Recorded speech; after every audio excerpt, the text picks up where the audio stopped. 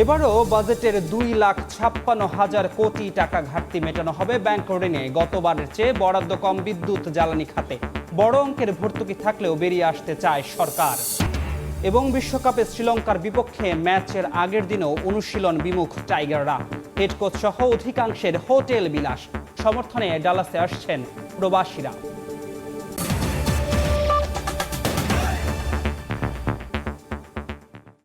সকালের সময় সঙ্গে আছি আমি ধ্রুব Banerjee.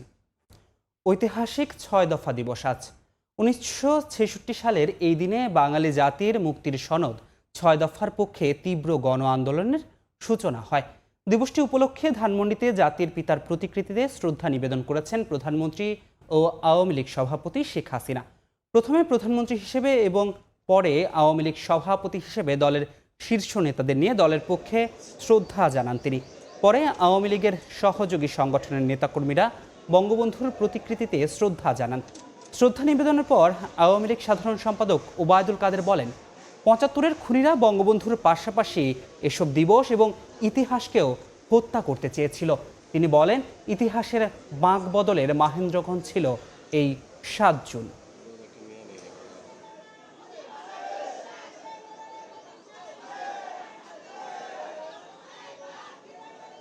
It was a turning point in our history. স্বাধিকার সংগ্রামের চূড়ান্ত পর্যায়ে তখন এই দিবসটি 7ই মার্চ এইসব দিবস 75-এর পর নিষিদ্ধ হয়ে যায়।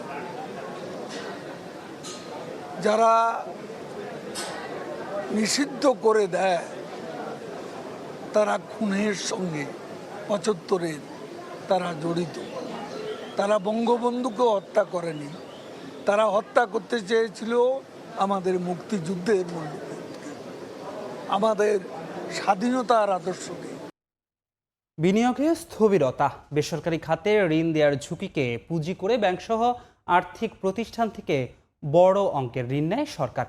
2024-25 অর্থ বছরেও বাজেটের ঘাটতি মেটাতে আর্থিক প্রতিষ্ঠান থেকে ঋণ নেওয়ার লক্ষ্য 1,61,000 কোটি টাকা। বেশ ব্যবসায়ী ও অর্থনীতিবিদদের সংখ্যা এতে বাধাগ্রস্ত হবে। বেসরকারি খাতের বিনিয়োগ কমবে, কর্মসংস্থান ও প্রবৃদ্ধি। আলতাফ হোসাইনের রিপোর্ট।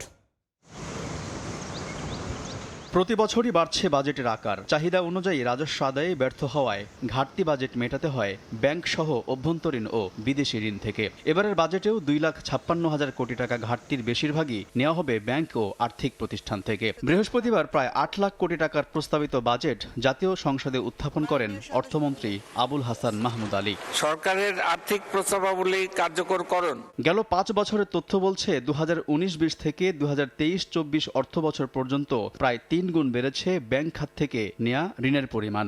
সংকট কাটাতে তেমন কোনো উদ্যোগ দৃশ্যমান না থাকায় নতুন অর্থ বছরের জন্য ব্যাংক থেকে 1,37,500 কোটি ও আর্থিক প্রতিষ্ঠান থেকে 23,400 কোটি টাকা ঋণ নেবে সরকার।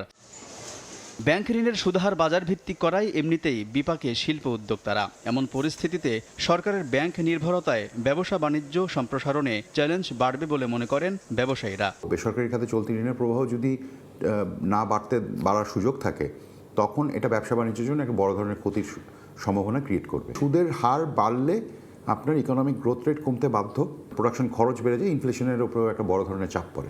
অর্থনীতিবিদরা বলছেন, ব্যাংক খাত থেকে ঋণ নেওয়ার প্রবণতা বাড়লে বাধাগ্রস্ত হবে নতুন কর্মসংস্থান। মূল্যস্ফীতি আছে, রিজার্ভ কমে যাচ্ছে। সরকার ইমিডিয়েটলি যদি আর্থিক খাতটা যদি সুসংগত না হয়, ব্যাংকিং সেক্টরটা, ব্যবসা বাণিজ্য যদি ভালো না হয়, তবে সরকার কি করে ট্যাক্স আদায় করবে, প্রত্যক্ষ কর বলেন, পরোক্ষ কর বলেন, ভ্যাট আদায় করে, ডিফিকাল্ট হয়ে যাবে। ব্যাংকের দুর্বলতা কাটাতে ঋণ খেলাপি ও দুর্নীতি অনিয়ম বন্ধে সুশাসন নিশ্চিত করাই সরকারের প্রধান চ্যালেঞ্জ বলে মনে করেন অর্থনীতিবিদরা। আলতাফ হোসাইন, সময় সংবাদ, ঢাকা। গতবারের তুলনায় বরাদ্দ কমল বিদ্যুৎ ও জ্বালানি খাতে। প্রস্তাবিত বাজেটে গুরুত্ব পেয়েছে বিদ্যুৎ সঞ্চালন ও বিতরণ ব্যবস্থার আধুনিকায়ন, স্থলভাগে ও সাগরে গ্যাস অনুসন্ধান। সামুদ্রিক সম্পদ আহরণ ও নবায়নযোগ্য খাতে প্রস্তাব করা হচ্ছে বিশেষ বরাদ্দ। ফারুক ভুইয়া রবিনের রিপোর্ট। প্রতিবারই বাজেটে বিশেষ নজর থাকে অর্থনীতির চালিকা শক্তি, বিদ্যুৎ ও জ্বালানি খাতের দিকে। এবারের উন্নয়ন বাজেটে চতুর্থ স্থানে রাখা হয়েছে এ খাতকে। প্রস্তাব করা হয় উন্নয়ন বাজেটের 10.7%। তবে গতবারের তুলনায় প্রস্তাবিত বাজেটে এবার কমেছে মোট বরাদ্দ। গত বাজেটে যেখানে 34,819 কোটি টাকা পেয়েছিল বিদ্যুৎ ও জ্বালানি মন্ত্রণালয়, সেখানে এবার মিলছে 30,317 কোটি টাকা। যদিও সংশোধিত বাজেটের তুলনায় আকার বেড়েছে কিছুটা, তবে বরাদ্দের ক্ষেত্রে এবারও উপেক্ষিত সংকটে ধুঁকতে থাকা জ্বালানি খাত। অর্থমন্ত্রীর বাজেট বক্তৃতায় বিশেষভাবে উল্লেখ করা হয় রূপপুর পারমাণবিক বিদ্যুৎ কেন্দ্রের অগ্রগতি, স্মার্ট গ্রিডের মাধ্যমে বিদ্যুৎ খাতের আধুনিকায়ন, জ্বালানি সংকট কাটাতে স্থলভাগে গ্যাস অনুসন্ধান, নতুন করে ভাসমান ও স্থলভিত্তিক এলএনজি টার্মিনাল নির্মাণের পরিকল্পনা, সাগরের তেল গ্যাস অনুসন্ধানে দরপত্র আহ্বানের বিষয়টি। অনশোর এলাকায় তেল গ্যাস অনুসন্ধান ও উত্তোলনের জন্য 48টি কূপ খনন ও ওয়ার্ক ওভার করার পরিকল্পনা রয়েছে। Bangladesh offshore model production sharing contract 2023 প্রণয়ন করা হয়েছে। এর আওতায় অগভীর সমুদ্রের 9টি ব্লক এবং গভীর সমুদ্রের 15টি ব্লকে তেল গ্যাস অনুসন্ধান ও উত্তোলনের লক্ষ্যে আন্তর্জাতিক প্রতিষ্ঠান নিয়োগের জন্য বাংলাদেশ অফশোর বিডিং রাউন্ড 2024 শুরু করা হয়েছে। বিদ্যুৎ ও জ্বালানি খাতে এবারও বড় অঙ্কের ভর্তুকি থাকলেও সেখান থেকে ধীরে ধীরে বেরিয়ে আসতে চায় সরকার। সেক্ষেত্রে নিয়মিত দাম সমন্বয়ের নির্দেশনা আসে বাজেট প্রস্তাবে। যারা নিম্ন বিত্তের লোকজন আছেন, দরিদ্র জনগোষ্ঠী, তারা যখন এই জিনিসটাকে ভোগ করবেন, মানে সেটা বিদ্যুৎ হোক বা জ্বালানি হোক, যদি মিনিমাম একটা অ্যামাউন্টকে যদি কম দামে সরকার রাখতে পারেন, আর যারা অধিক ব্যবহার করছেন তাদের উপরে যদি বেশি আমরা দামটা নির্ধারণ করতে পারি, একটা প্রোগ্রেসিভ প্রাইসিং যদি আমরা করতে পারি, তাহলে হয়তো খানিকটা কষ্ট লাঘব করা যাবে। সামুদ্রিক সম্পদ আহরণ ও নবায়নযোগ্য জ্বালানি খাতকে উৎসাহিত করতে দুই ক্ষেত্রেই 100 কোটি টাকা করে বিশেষ বরাদ্দের প্রস্তাব করা হয় এবারের বাজেটে। ফারুক ভিয়া, রবিন, সময় সংবাদ, ঢাকা। আগামী অর্থ বছরে উৎপাদনে জোর দিয়ে সরকার কৃষি খাতে বরাদ্দ দিয়েছে 38,000 কোটি টাকা। রাখা হয়েছে ভর্তুকি ও প্রণোদনার ব্যবস্থা। তবে অর্থনীতিবিদরা বলছেন, বরাদ্দ যাই হোক, কৃষির উন্নয়নে দরকার বাজেটের যথাযথ বাস্তবায়ন। অভ্যন্তরীণ উৎপাদনকে গুরুত্ব দিয়ে 2024-25 অর্থ বছরের প্রস্তাবিত বাজেটে কৃষি খাতে বরাদ্দ বাড়ানো হয়েছে 2,885 কোটি টাকা। মোট বরাদ্দ 38,259 কোটি। 2023-24 অর্থ বছরে এই বরাদ্দ ছিল 35,374 কোটি টাকা। অর্থমন্ত্রী জানান, সারে ভর্তুকি দেওয়ার পাশাপাশি কৃষিজ উৎপাদন বৃদ্ধির লক্ষ্যে যান্ত্রিকীকরণের প্রতিও জোর দিচ্ছে সরকার। কৃষি খাত সহ মৎস্য ও প্রাণী সম্পদের উন্নয়ন এবং খাদ্য নিরাপত্তা নিশ্চিত করার লক্ষ্যে আগামী 2024-25 অর্থ বছরে 38,259 কোটি টাকা বরাদ্দের প্রস্তাব করছি। আগামী অর্থ বছরের জন্য কৃষি খাত বরাদ্দ পেয়েছে মোট বাজেটের 5.9%, যেখানে শস্য কৃষির জন্য 3.4% ও বাকি 4 মন্ত্রণালয় পেয়েছে 2.5%। কৃষিবিদরা বলছেন, বরাদ্দ বাস্তবায়নে দরকার সরকারের যথাযথ তদারকি। ভর্তুকি যেটা দিচ্ছেন, এটাও তো আপনার মনে করেন অনেক ক্ষেত্রে কৃষকরা কিন্তু এই ভর্তুকির সুবিধাটা পাচ্ছে না। কারণ এক শ্রেণীর এই যে যারা ডিলার, তারা কিন্তু আপনার কৃষককে অধিকাংশ ক্ষেত্রে কিন্তু প্রতারিত করে। সরকার বলেন, কৃষি ডিপার্টমেন্ট বলেন, গবেষণা, তারা সামগ্রিক কৃষিটাকে ভাবছে, কিন্তু বাংলাদেশ কিন্তু সামগ্রিক কৃষি কিনে ভাবলে হবে না। কৃষির উন্নয়ন টেকসই করতে উন্নত বিপণনের ব্যবস্থার উন্নয়নে জোর দেওয়ারও পরামর্শ দিচ্ছেন খাত বিশ্লেষকরা। ফরহাদুর রহমান, সময় সংবাদ, ঢাকা। গেল কয়েকদিন বৃষ্টিপাত না হওয়ায় পাহাড়ি ঢলের পানি ও হাওরের পানি কমতে শুরু করেছে। সুরমাসহ সব নদীর পানি বিপদসীমার নিচে প্রবাহিত হচ্ছে। এই মুহূর্তে সুনামগঞ্জ সদরের ইসলামপুর এলাকায় আছেন সহকর্মী হিমাদ্রি শেখর ভদ্র। সরাসরি যাচ্ছি তার কাছে। আমি আছি সুনামগঞ্জ সদর উপজেলার লক্ষ্য ইসলামপুর গ্রামে। এই গ্রামটি সিলেট সুনামগঞ্জ থেকে প্রায় 10 কিলোমিটার দূরে এবং এই গ্রামে একমাত্র যাতায়াতের যে সড়কটি, সেই সড়কটি ডুবে গেছে। এখন নৌকা দিয়ে মানুষ চলাচল করে। আমরা যদি দেখাই যে এই যে হাওর, এর পাশেই রয়েছে দেখার হাওরে এখন স্বাভাবিক যে পানি সেটা বিরাজ করছে। আপনি জানেন যে সুনামগঞ্জ একটি সীমান্ত এলাকা। এই 98 কিলোমিটার সীমান্ত দিয়ে মেঘালয় পাহাড় থেকে নেমে এসেছে 7টি সীমান্ত নদী। এই 7টি সীমান্ত নদী দিয়ে এখন আর পাহাড়ি ঢল নামছে না। পাহাড়ি ঢল না নামার ফলে বন্যা পরিস্থিতি বা পাহাড়ি ঢলের যে হাওরের পানি বৃদ্ধি সেটা আপাতত হচ্ছে না। এখন যে হাওরের রূপটা দেখতেছেন সেটা হলো হাওরের একটা স্বতঃসিদ্ধ স্বাভাবিক রূপ। এরকমই বর্ষাকালে হাওরের রূপ থাকে। আপনি জুন থেকে অক্টোবর মাস পর্যন্ত হাওরে কম বেশি পাহাড়ি ঢল নামে এবং সেই ঢল কখনো বাড়ে। ঢল যদি অতিরিক্ত মাত্রায় ঢল হয় তখন বন্যা হয়, যখন ঢলের পরিমাত্রা কমে যায় তখন এইটা পরিস্থিতির উন্নতি হয়। আমরা যদি দেখি যে সুনামগঞ্জের দেখার হাওরের যে চিত্র এবং 137টি হাওরের একই চিত্র, এবং সুনামগঞ্জে অনেকগুলি সাবমার্জিবল রোড রয়েছে যেগুলি দিয়ে পানি প্রবাহ হবে এবং পানি শুষ্ক মৌসুমে গাড়ি চলাচল করবে। এরকম একটি সাবমার্জিবল রোডের উপরে আমরা আজকে দাঁড়িয়ে আছি এবং এই সাবমার্জিবল রোডগুলি দীর্ঘ 6 মাস মেয়াদী, অর্থাৎ 6 মাস পানির নিচে থাকবে এবং 6 মাস পানির উপরে থাকবে। আমরা কথা বলেছিলাম এখানকার লোকজনের সাথে, যে তারা জানিয়েছেন যে গেল 4 দিন বৃষ্টিপাত না হওয়ার কারণে এখানকার পানি অনেক তাড়াতাড়ি নেমে যাচ্ছে এবং এভাবে যদি বৃষ্টিপাত আর না হয় তাহলে দ্রুত পানি নেমে যাবে এবং তাদের জীবনযাত্রা স্বাভাবিক হবে। আর হাওড় এলাকার একটা বৈশিষ্ট্য হলো যে আপনি যে গ্রামগুলির দিকে তাকাবেন চারদিকে পানি বেষ্টিত, দূর থেকে দেখলে মনে হবে যেন এগুলিতে পানি ঢুকে গেছে এবং বন্যার পানি ঢুকে গেছে। আসলে তেমনটি নয়। তো আমরা কথা বলেছিলাম পানি উন্নয়ন বোর্ডের সাথে, তারা জানিয়েছে যে বৃষ্টিপাত আর হবে না, তাহলে পরিস্থিতি দ্রুতই স্বাভাবিক হবে। তো এই ছিল সুনামগঞ্জের ইসলামপুর গ্রাম থেকে পাহাড়ি ঢলের সবশেষ খবর। সরাসরি যুক্ত ছিলাম সুনামগঞ্জ থেকে। ঈদযাত্রায় প্রস্তুত পাটুরিয়া, দৌলদিয়া ও আরিচা কাজিরহাট নৌরুট। পরিবহন ও যাত্রী পারাপারে থাকছে পর্যাপ্ত লঞ্চ, ফেরি ও স্পিডবোট। তবে পানি ও স্রোত বৃদ্ধি পাওয়ায় রাতে বন্ধ থাকবে স্পিডবোট।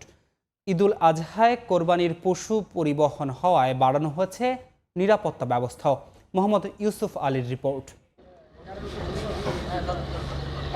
নদীতে পানি বাড়ায় পন্টুন ঠিক করে স্তরে রাখতে কাজ করছেন শ্রমিকরা। এতে নির্বিঘ্নে ফেরিতে ওঠানামা করতে পারছে গাড়ি।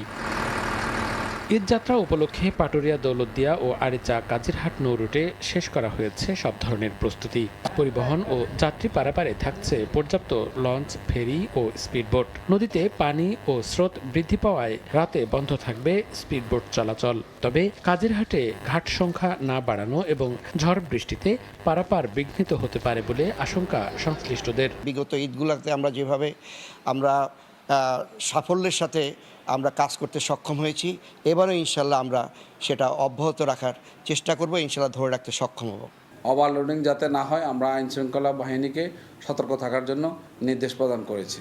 ঈদ যাত্রায় কোরবানির পশু পরিবহন হওয়ায় বাড়ানো হয়েছে নিরাপত্তা ব্যবস্থা।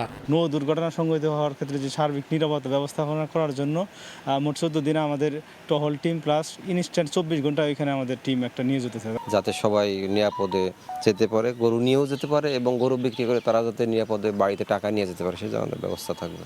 যাত্রী পারাপারে জেলা প্রশাসনের পক্ষ থেকে নেওয়া হয়েছে নানা উদ্যোগ। কেউ যেন অতিরিক্ত ভাড়া আদায় করতে না পারে বা অতিরিক্ত যাত্রী পরিবহন করতে না পারে বা যথাযথ দোকানপাট বসে যানজটের সৃষ্টি করতে না পারে, সে লক্ষ্যে আমাদের সহ যে পদক্ষেপ সেটি সংশ্লিষ্ট ডিপার্টমেন্টে নিশ্চিত করে আমরা এই যে ঈদের যে বাড়ি ফেরা এবং ফিরে আসা এবং পশু যে পরিবহন সেগুলো আমরা সুন্দরভাবে তুলে আনতে সক্ষম হব। পাটুরিয়া, দৌলতদিয়া ও আরিচা কাজিরহাট নৌরুটে ছোট বড় 23টি ফেরি, 33টি লঞ্চ ও 41টি স্পিডবোট প্রস্তুত রাখা হয়েছে ঈদযাত্রার জন্য। সময় সংবাদ, মানিকগঞ্জ। টাঙ্গাইল পৌরসভার লৌহজং নদীর উপর সেতু নির্মাণ করা হলেও নেই কোনো সংযোগ সড়ক। এ কারণে 3 বছর ধরে কচুয়াডাঙ্গা এলাকার সড়ক দিয়ে ব্যাহত হচ্ছে যান চলাচল। এমনকি বাঁশের মই দিয়ে সেতুতে উঠতে গিয়ে অনেকেই দুর্ঘটনার শিকার হচ্ছেন। অথচ এ নিয়ে কোনো কথাই বলতে রাজি নয় নির্মাণকারী প্রতিষ্ঠান, পৌরসভা কর্তৃপক্ষ। কাদির তালুকদারের পাঠানো তথ্য, রাশেদ খানের ছবি নিয়ে রিপোর্ট। ব্রিজের দুই পাশে নেই সংযোগ সড়ক। ঝুঁকি নিয়ে বাঁশের কাঠামো তৈরি করে মূল সেতুতে উঠে পার হতে হচ্ছে নদী। 2020 সালে টাঙ্গাইল পৌরসভার কচুয়াডাঙ্গা চরপাথলি এলাকায় লৌহজং নদীর উপর একটি সেতু নির্মাণ করে পৌর কর্তৃপক্ষ। কার্যাদেশের সময় মতো নির্মাণ হলেও করা হয়নি সংযোগ সেতুর কাজ। এ কারণে চলাচল উপযোগী রাস্তা থাকা সত্ত্বেও এলাকাবাসীর কোনো কাজেই আসছে না সেতুটি। বাঁশের মই দিয়ে উঠতে গিয়ে অনেকেই দুর্ঘটনার শিকার হচ্ছেন। দ্রুত সড়ক নির্মাণের দাবি এলাকাবাসীর। 2 বছর আগে কাজ শুরু করছে, কিন্তু আজ পর্যন্ত কাজের কোনো শেষ হয় নাই। এই যে বাঁশের ব্রিজগুলো ভেঙে ভেঙে পড়ে যায় মানুষ, ব্যথা পাইতে হাসপাতালে গেতেছে। এই যে লোহার যে প্যারাক থাকে, প্যারাকগুলাও পায়ের ভিতরে গেঁথে যায়, অনেকে এরকম নজির আছে গেঁথে গেছে, যার কারণে অনেকেই পঙ্গু হয়ে যায়। সরকারের কাছে আবেদন করি যে আমাদের খুব দ্রুত আমাদের এই ব্রিজের সাথে সংযোগ রাস্তা করে আমাদেরকে যাতায়াত সহজ করার জন্য। এদিকে সেতুর বিষয়ে কোনো কথা বলতে রাজি হননি পৌরসভার মেয়র ও নির্বাহী প্রকৌশলী। তবে স্থানীয় কাউন্সিলর জানান, ঠিকাদারের সঙ্গে একাধিকবার বসার চেষ্টা করলেও কোনো কাজ হয়নি। শত শত লোক, হাজার হাজার লোক চলাফেরা করে। আমিও তো একটা সমাধান চাই, আর সমাধান হচ্ছে না। আমি কন্ট্রাক্টর সহ মেয়র সাহেব কয়েকবার দফায় বৈঠক করে দিচ্ছি, হচ্ছে না কেন। সেতুটি নির্মাণে ব্যয় হয় প্রায় 4 কোটি টাকা। আর সেতুটি দিয়ে লৌহচং নদী পার হন প্রায় 10 গ্রামের কয়েক হাজার মানুষ। সময় সংবাদ, টাঙ্গাইল। অনুমোদন ছাড়াই ভবন নির্মাণ চলছে মাদারীপুর পৌরসভায়। মালিকপক্ষ প্রভাবশালী হওয়ায় আইনকে বৃদ্ধাঙ্গুলি দেখিয়ে বহুতল ভবন নির্মাণ করছেন বলে জানায় নগর পরিকল্পনাবিদরা। এ নিয়ে কোনো মাথা ব্যথা নেই ফায়ার সার্ভিসের। আর পৌরসভা কর্তৃপক্ষের যুক্তি জনবল সংকটের। শাহাদাত আকনের ছবিতে সঞ্জয় কর্মকার অভিজিতের রিপোর্ট।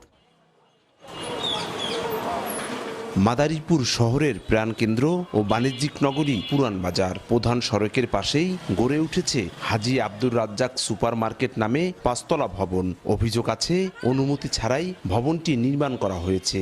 ভবনটিতে রয়েছে bank, dental clinic, library, mobile market সহ একাধিক দোকান, অথচ নেই নিরাপত্তার কোনো ব্যবস্থা।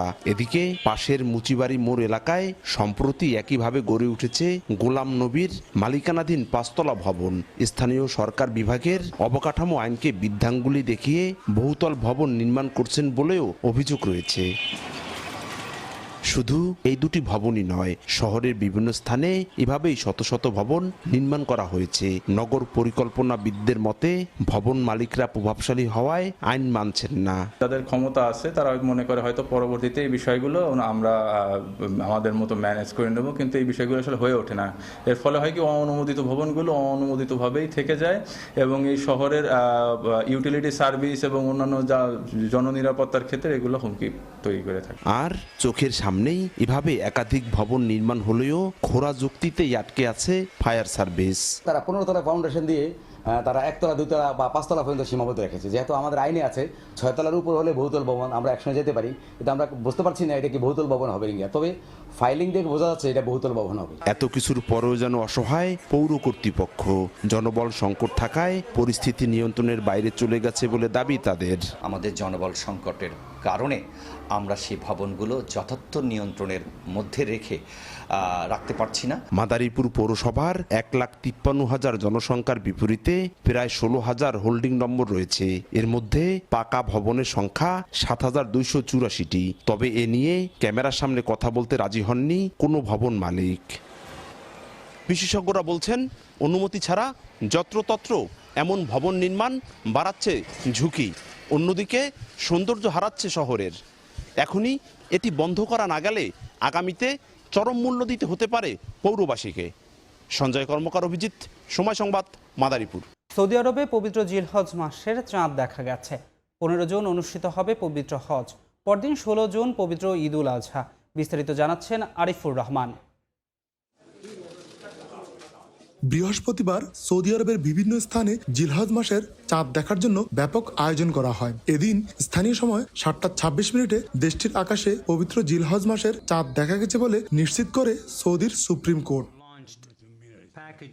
সৌদি আরবের চাঁদ দেখার কেন্দ্রীয় স্থান সুদাইর ও তুমের থেকে চাঁদ দেখা যায়নি। তবে দেশটির আল হারিক থেকে জ্যোতির্বিদ আব্দুল্লাহ আল কাথরি প্রথম চাঁদ দেখার বিষয়টি নিশ্চিত করেন। সেই হিসাবে আগামী 15 জুন অনুষ্ঠিত হবে পবিত্র হজ, পরদিন 16 জুন উদযাপিত হবে পবিত্র ঈদ উল আজহা। এর মধ্যে হজ পালনের উদ্দেশ্যে সৌদি আরবে উপস্থিত হয়েছেন বিশ্বের বিভিন্ন দেশের 12 লাখের বেশি মুসল্লি। এবার বিশ্বের প্রায় 30 লাখ মানুষ হজ পালন করবেন। বাংলাদেশ থেকে 85,257 জন মানুষ যাচ্ছেন হজ পালনে। এদিকে সৌদি আরবের সঙ্গে মিল রেখে বেশ কয়েকটি দেশে 16 জুন পবিত্র ঈদ উল আজহা উদযাপিত হবে। আরিফুর রহমান, সময় সংবাদ, সৌদি আরব।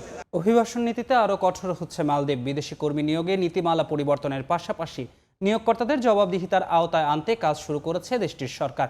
বিদেশি কর্মীদের জরিমানা পরিশোধে নিয়োগকর্তাদের সময়সীমা বেঁধে দিয়েছে মালদ্বীপের স্বরাষ্ট্র মন্ত্রণালয়। এই অবস্থায় দেশটিতে অবৈধভাবে অবস্থান করা প্রবাসীদের দ্রুত বৈধ হওয়ার আহ্বান জানিয়েছে বাংলাদেশ হাই কমিশন। খন্দকার ওমর ফারুকের তথ্য ও ছবিতে ডেস্ক রিপোর্ট। মালদ্বীপের শ্রমবাজারে অবৈধ প্রবাসী কর্মীদের একটি বড় অংশ বাংলাদেশিরা। দেশটিতে কর্মরত বিদেশি কর্মীদের দ্রুত শৃঙ্খলা ও নজরদারির মধ্যে আনতে চায় মালদ্বীপ সরকার। তবে এ কাজে বাধা হয়ে দাঁড়িয়েছে কিছু অসাধু মধ্যস্বত্বভোগী নিয়োগকর্তা। সরকারের বৈধকরণের যে কোনো উদ্যোগেই জড়িয়ে পড়ছে এসব চক্র।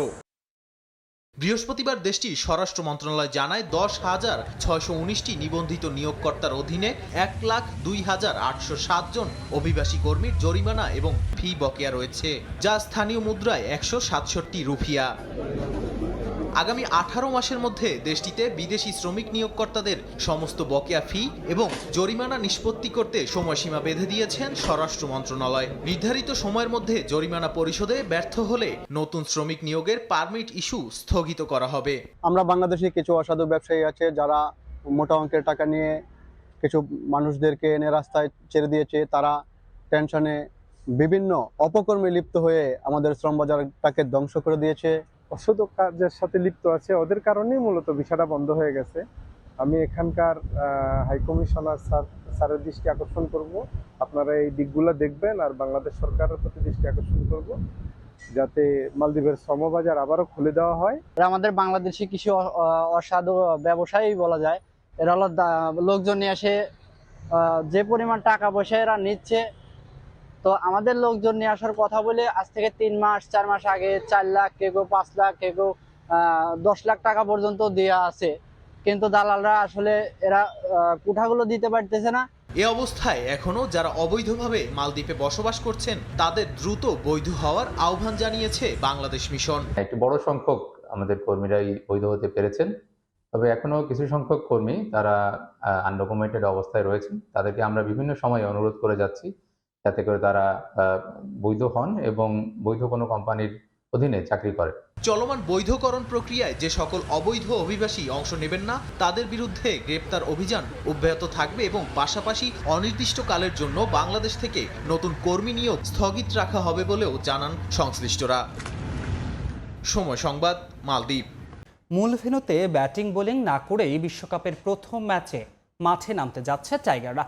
গ্র্যান্ড প্রেরিতে অনুশীলনের সুযোগ থাকলেও ইনডোরে শেষ মুহূর্তের প্রস্তুতি সেরেছেন স্কোয়াডের মাত্র 5 ক্রিকেটার। তাদের সঙ্গে না এসে টিম হোটেলেই ছিলেন হেড কোচ হাতুরু সিংহে। যদিও ভেন্যুতে গিয়ে সেন্টার উইকেটের পাশে নিজেদের ঝালিয়ে নিয়েছে প্রতিপক্ষ শ্রীলঙ্কা। যুক্তরাষ্ট্র থেকে বিস্তারিত সাজিদ মুস্তাহিদের রিপোর্টে। আমার ঠিক পেছনে দেখতে পাচ্ছেন বাংলাদেশ দল শ্রীলঙ্কার বিপক্ষে ম্যাচের আগে সেই টার্ফের উইকেটে প্র্যাকটিস করছে। এমন না যে বাংলাদেশ দল এখানে আজ প্রথম অনুশীলন করছে, এর আগেও করেছে। তার পেছনে একটা কারণ ছিল, সেটা বৃষ্টির কারণে অনুশীলন মাঠ খেলার উপযোগী ছিল না। কিন্তু ম্যাচের ঠিক আগের দিন যখন বাংলাদেশ দলের জন্য আইসিসি সময় বরাদ্দ করে রেখেছিল ভেন্যু গ্র্যান্ড প্রেরি স্টেডিয়ামে, সেটা বাদ দিয়ে বাংলাদেশ ক্রিকেট দল এই ইনডোরে এসে টার্ফের উইকেটে ব্যাটিং অনুশীলন করছে এবং সেটাও দলের সব খেলোয়াড় কিন্তু আসেননি, মাত্র 6 জন ক্রিকেটার। এর মধ্যে বিশ্বকাপের স্কোয়াডে থাকা 5 জন এবং এর বাইরে থাকা রিজার্ভ হিসেবে দলের সঙ্গে ট্রাভেল করা আফিফ হোসেন ধ্রুব অনুশীলন করছেন। নাজমুল হোসেন শান্ত রান খরায় ভুগছেন, তার ব্যাটে রান খুব দরকার। আমরা তাকে দেখেছি তিনি রান পেতে বা তার ছন্দ ফিরে পেতে কিন্তু চেষ্টা করে যাচ্ছেন এবং অনেক সময় তার বল ব্যাটে ঠিকমতো আসছে না, তিনি বিরক্ত হচ্ছেন, তিনি স্টাম্প ভাঙছেন। আরেকজনের কথা বলতে হয় লিটন দাসও কিন্তু গত ম্যাচটাতে যদি আমরা বলি ভারতের বিপক্ষে খুব একটা রান পাননি, তারপরও সে লিটন দাস আজ অনুশীলনে নেই। তার চেয়ে বড় কথা বাংলাদেশ দল প্রথম ম্যাচ বিশ্বকাপের ভাইটাল ম্যাচ শ্রীলঙ্কার বিপক্ষে অনুশীলনে কিন্তু নেই হেড কোচ চান্ডিকা হাথুর সিংহে। বাকি দলের সবাই কিন্তু আছে, তার মানে হেড কোচের যে দায়িত্বটা পালন করার কথা তিনি সেটা করছেন না, তিনি হয়তো বা হোটেলে বসে বিশ্রাম করছেন। ক্রিকেটাররা চেষ্টা করলেও ক্রিকেট বোর্ডের মাঝে প্ল্যানিং একটা সমন্বয়হীনতা। তবে সবকিছু ছাপিয়ে সবাই কিন্তু এটাই চায় যে বাংলাদেশ দল যেভাবে অনুশীলন করছে, যেভাবে নিজেদের প্রিপেয়ার করছে, এই প্রিপারেশন যেন যথেষ্ট হয় শ্রীলঙ্কার বিপক্ষে প্রথম ম্যাচে জয় এনে দিতে। ডালাসের মাস্টাং ক্রিকেট একাডেমি থেকে সাজিদ মুস্তাহিদ, সময় সংবাদ, যুক্তরাষ্ট্র। এদিকে শ্রীলঙ্কার বিপক্ষে বাংলাদেশের উদ্বোধনী ম্যাচ ঘিরে উৎসবের আমেজ যুক্তরাষ্ট্র প্রবাসীদের মাঝে। ম্যাচের আগে ডালাসের ভেন্যু গ্র্যান্ড প্রেরি স্টেডিয়াম ঘুরে তাদের সঙ্গে কথা বলেছেন লস্কর আল মামুন। বিস্তারিত দেখুন প্রতিবেদনে। ক্রিকেটটা বাঙালির রক্তে মিশে আছে। মার্কিন মূলকে 22 গজের খেলা অপরিচিত হলেও যুক্তরাষ্ট্র প্রবাসীরা এখনও লাল সবুজের জার্সিতে শেকড়ের টান ঠিকই খুঁজে। এবার সেই বিদেশ বিভূয়ে টাইগারদের কাছ থেকে দেখার অপেক্ষা যুক্তরাষ্ট্র প্রবাসীদের। টি-20 বিশ্বকাপের প্রথম ম্যাচ দেখতে উল্লেখযোগ্য বাংলাদেশি হাজির হয়েছেন ভেন্যু ডালাসে। যুক্তরাষ্ট্রের বিভিন্ন অঙ্গরাজ্য থেকে এই শহরে এসে পৌঁছেছে বাংলাদেশিরা। দেশের বাইরে থেকে এসেছেন অনেকে। এছাড়াও টেক্সাসের উত্তরাঞ্চলের শহর ডালাসে প্রায় 1.5 লক্ষাধিক বাংলাদেশির বসবাস। সব মিলিয়ে বাংলাদেশ শ্রীলঙ্কার ম্যাচকে ঘিরে এক ধরনের উৎসব মুখর পরিবেশ লাল সবুজ সমর্থকদের মাঝে। বাংলাদেশ এবং শ্রীলঙ্কার খেলা আমরা দেখার জন্য অধিক আগ্রহ অপেক্ষা করছি, আমি অলরেডি বলেছি, এবং এখানে একটা উৎসব মুখর পরিবেশ চলতেছে। বাংলাদেশ জয়ের মাধ্যমে এই ডালাস টেক্সাস গ্র্যান্ড প্রি থেকে তাদের বিশ্বকাপ যাত্রা শুরু করবে এবং আমরা অতি আশাবাদ যে বাংলাদেশ এবার দ্বিতীয় রাউন্ডে খেলবে। দলের সাম্প্রতিক পারফরমেন্স যেমনই হোক না কেন, ডালাসে বাংলাদেশ দলের জন্য গলা ফাটাতে প্রস্তুত প্রবাসীরা। ডালাসে হচ্ছে খুব বড় একটা বাংলাদেশি কমিউনিটি আছে, তার পক্ষ থেকে সবাই আমাদের টিমকে সাপোর্ট করবে, সেজন্য সেটা নিয়ে আমরা খুবই খুশি। যুক্তরাষ্ট্রে প্রায় দিন 20 ধরে অবস্থান করছে বাংলাদেশ জাতীয় ক্রিকেট দল। প্রস্তুতি ম্যাচ সহ 4 টি-20তে মাঠে নামলেও ডালাসে এটাই হবে টাইগারদের প্রথম খেলার অভিজ্ঞতা। খেলা দেখতে এরই মধ্যে যুক্তরাষ্ট্রের ডালাসে জড়ো হয়েছে বিপুল সংখ্যক যুক্তরাষ্ট্র প্রবাসী বাংলাদেশিরা। তাদের আশা, প্রিয় দল বাংলাদেশ প্রথম বিশ্বকাপের প্রথম ম্যাচে শ্রীলঙ্কাকে হারিয়ে খেলবে পরবর্তী রাউন্ডে। যুক্তরাষ্ট্রের ডালাস গ্র্যান্ড প্রি স্টেডিয়াম থেকে লস্কর আল মামুন, সময় সংবাদ।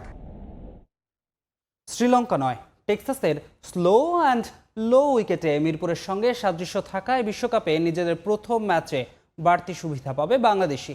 ম্যাচ জিততে ব্যাটসম্যানের পারফরমেন্সের দিকে তাকিয়ে টাইগার পেসার রুবেল হোসেন শরীফুলকে মিস করলেও তাসকিনের ফেরাকে বলছেন বিশেষ। প্রত্যাশা করছেন সাম্প্রতিক সময়ের সব সমালোচনা দূরে ঠেলে এ ম্যাচে লাল সবুজের প্রতিনিধিদের অকুণ্ঠ সমর্থন দিবেন সমর্থকরা।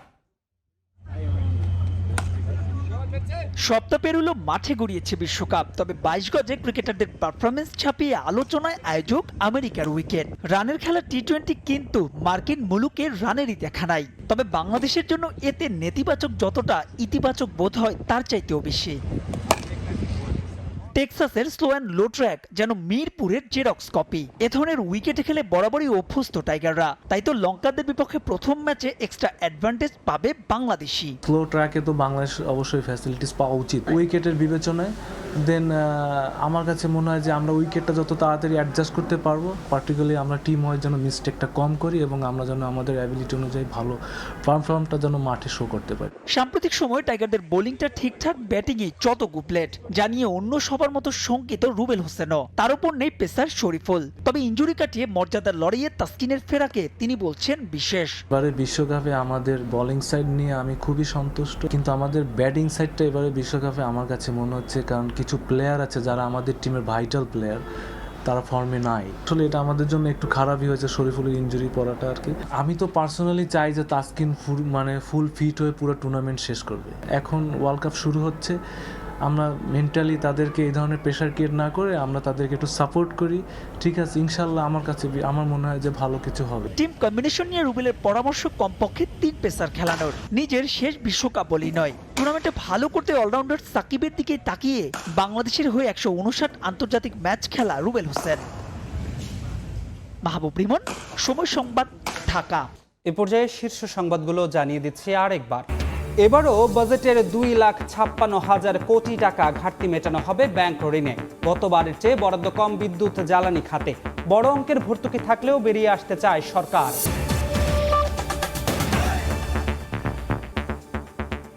এ ছিল সকালের সময়। আন্তর্জাতিক সময় নিয়ে সঙ্গে থাকবেন কনক আজাদ। ধন্যবাদ রুবো। আন্তর্জাতিক সময় নিয়ে ফিরছে কিছুক্ষণ পর, সঙ্গে থাকুন সময়।